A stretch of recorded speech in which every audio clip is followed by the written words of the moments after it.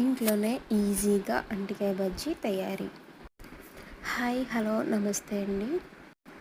2 కప్పుల శనగపిండి వేసుకుంటున్నాను. 1/2 టేబుల్ స్పూన్ కారం, రుచికి సరిపడా ఉప్పు వేస్తున్నాను. చిటికెడంతా వంట సోడా వేసి బాగా కలుపుతున్నానండి. ఒక గ్లాస్ వాటర్ తీసుకొని కొంచెం కొంచెం వేసుకొని కలుపుకోవాలండి.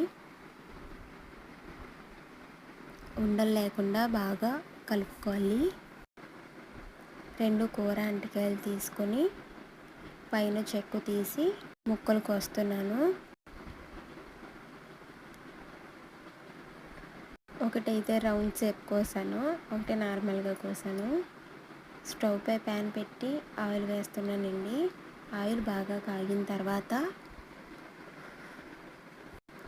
అంటికాయ ముక్కలు పిండిలో ముంచుకొని వేసుకోవాలండి. అటు ఇటు తిప్పి బాగా వేగనివ్వాలండి. వేగిన తర్వాత తీసి గిన్నె వేసుకోవడమే. దీంట్లోకి ఉల్లిపాయ, కారం కూడా పెడితే చాలా టేస్ట్ ఉంటుందండి. ఆ ప్రాసెస్ అయితే ఇందులో చూపించట్లేదు. మీకు కావాలంటే కామెంట్ సెక్షన్లో చెప్పండి, నెక్స్ట్ వీడియోలో చూపిస్తాను. మా వీడియో కనుక మీకు నచ్చినట్టయితే లైక్, షేర్, సబ్స్క్రైబ్ చేయండి. 2 ప్లేట్లు అయితే వేసానండి. లైక్, షేర్, సబ్స్క్రైబ్ చేయండి. కామెంట్ సెక్షన్లో చెప్పండి.